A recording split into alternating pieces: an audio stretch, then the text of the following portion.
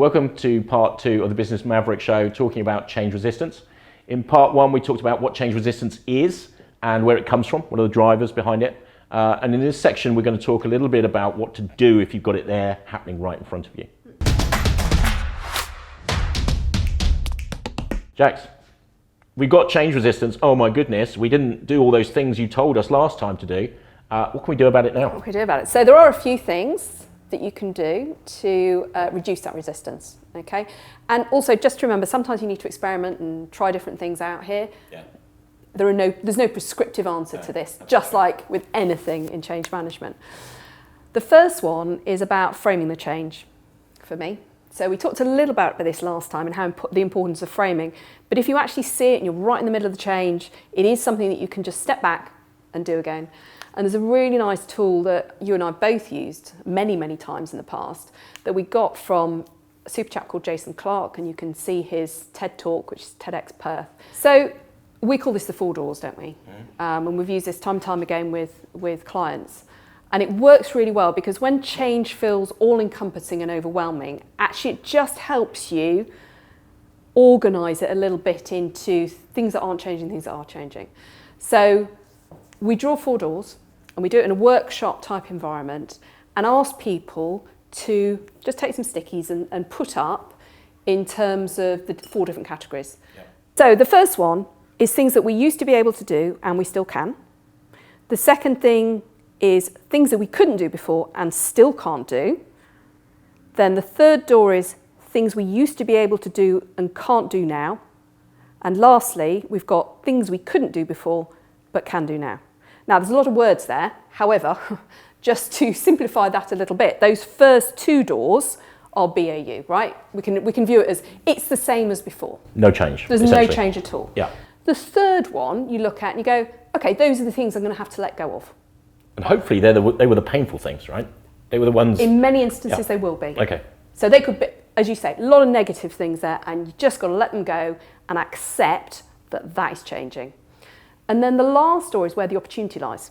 So that's the one that we want people to step into, to accept the others, but actually that last door is where they really need to see the opportunity. And what that exercise really helps people do is, instead of just seeing change as one big mass, actually breaking it down and getting it into context. Yeah, the edges. Yeah, like we talked about in part 1. Yeah. Fantastic. Yeah, it's a good tool. We've used it a number of times and it works well. Yeah. Yeah, so one of the other things we do, it's interesting that I always think about change as being like a cart, like an ox cart, right? Got some wheels on it. And what you tend to find is there's about a third of the people out the front here pulling away, pulling that change. Yeah, absolutely. They engage with it. They pull it forwards. You've got another third of the people who kind of sat on here and they haven't made up their minds yet. So they're kind of a little bit ambivalent. Haven't really decided. And then what you sometimes have is another third of people pulling the other way, right? These guys are pulling it back. And unfortunately, when we do change and hit this kind of resistance, there suddenly becomes a lot of focus on these people. And sometimes I think that's the wrong thing, right? We sometimes should focus more on the positives and focus on the people up here and help them jump down and help pull it in the right direction. Rather than spending all our time here, right, which can be all-encompassing. When you start to get more of momentum here and a bigger triage of people, and a bigger tranche of people going in that direction. Point, isn't it? Yeah, and that will start to pull these. It's very difficult sometimes to be the sort of lone nut pulling it in the opposite direction when actually these guys are jumping off and going, no, I'm leaving it now. So maybe we focus less on these guys and more on these guys and helping reinforce these guys and going forwards. Yeah, I like that. Another one as well, the change curve. Yep. Classic. Lots of people have heard of it. Originally, but lots haven't as well, right? It's really interesting, isn't it? When you go in to, talking to a team, invariably half the people have and half the people haven't, but yet it's Kubler-Ross, wasn't it? Kubler-Ross, last century, and it was based around the different stages of grief. And originally there were 5 stages. Actually, they formally added a 6th stage to it now, which is finding meaning. But we use it a lot in change management because it's quite a similar set of emotions that people go through. And what's really nice is that people go through this exercise and recognise themselves and where they are. And it just brings in that sense of calm a little bit. So we've got over here, we start with anxiety. we've got denial up here, we've got anger, so all quite negative things until we reach acceptance, I think is over here a little bit.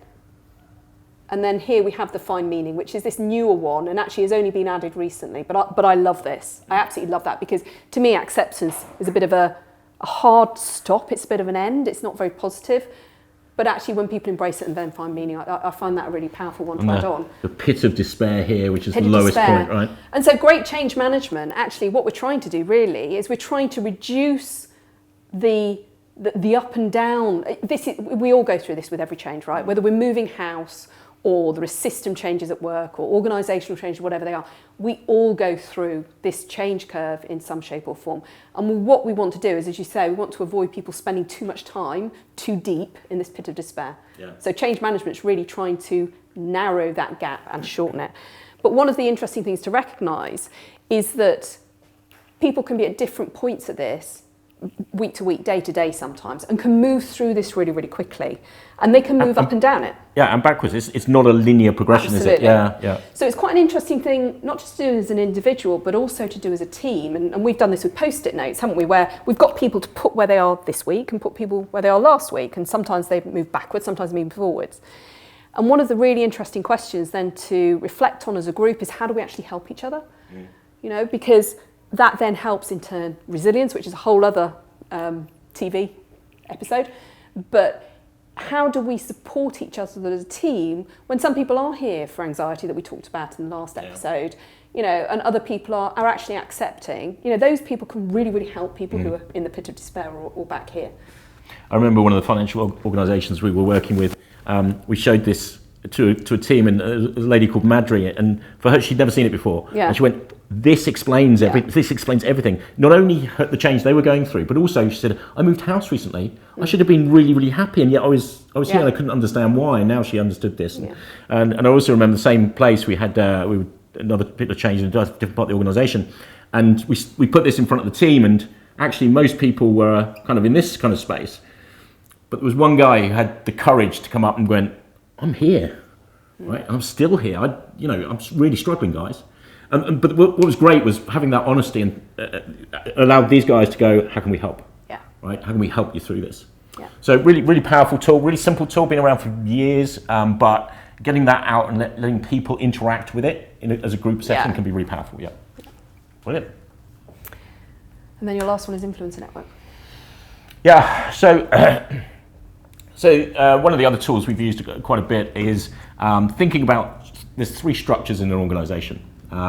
So first of all, there's the sort of boxes and lines that we see, the organisational the traditional hierarchy, my OD. Yep, that's a structure in an organisation. Yep. Not very useful. But we all recognise it. We recognise it. It's the most tangible structure by a long way. Tells us who reports to who for compliance, but doesn't really tell us how any work gets done. There's another one called the operating model. So, and I would have thought most people think that's the influence. That's how to influence. Yeah, no. So there's a view that unfortunately, up and down is not the primary route for trust in an organisation. Trust primarily works that way, and this is where we'll get to the influencer network, right? So operating model is kind of how things work. So how the capabilities, and so how all these together. People come together to do amazing stuff, usually horizontally across an organisation for the customer. So the operating model is another structure. Quite often that's never been written down. Not sure it can be written down, but a lot of organisations are struggling with operating models at the moment. Yeah. And it's when you get this right, it can be really, really important. The third structure is the influencer network, and this is the one that is usually completely hidden. This has nothing to do with hierarchy. It's nothing to do with this, but it's who listens to whom.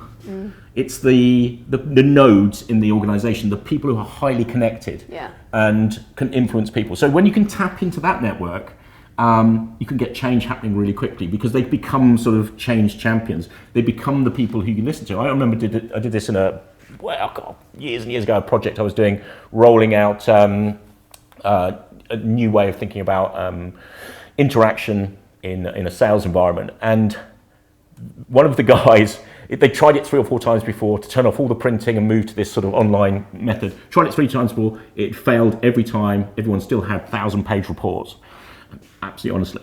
But I found the guy who was the most influential person. He'd been there for many, many years. Everyone looked up to him from a sales point of view. He was a detractor. He didn't believe in it. He was part of why everything else had failed. Yeah. But I got him on board. I got him involved. I got him in that normative approach, really part of authorship of what it could be. And once he did that, he came on board, he started to understand, he wanted to be part of it, he was part of the creation of it. Then I didn't have to do much else, because he just talked to everyone else, and they kind of followed him, and they went, well, if it's okay with Dave, we'll do it. Yeah. And so you can get this cascade effect through the organisation by using influence. Yeah. Really, really powerful, really difficult to see. We see this and it doesn't really help us. Yeah. And actually, as change managers or change experts, it isn't us who should be at the front influencing. We should be finding those. It's part of our responsibility to find those and really leverage the power of them. Yeah, brilliant. Great, so some ideas on how you can start to leverage different tools and approaches to help you when you've got a change management problem or a change resistance problem in your organisation. So later on today, I'll either get a P45 and you'll never see me again, or our lovely director over there will think about funding a part 3. Commissioning part 3, and we'll get into some more hairy subjects, get some great people in to start talking about some of these things, and hopefully we'll get episode 3 of the Business Maverick show up and running. See you then.